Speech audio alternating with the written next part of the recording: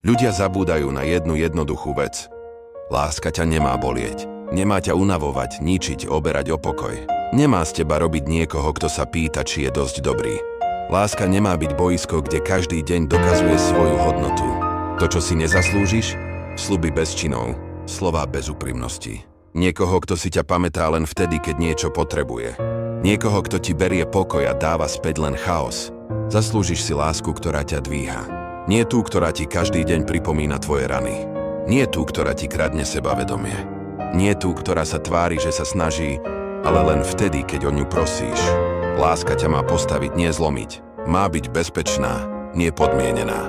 Má ti priniesť pokoj, nie strach, či si dosť. A ak to, čo máš, bolí viac, než lieči, to nie je láska. To je boj o niečo, čo už dávno malo byť dávno na konci.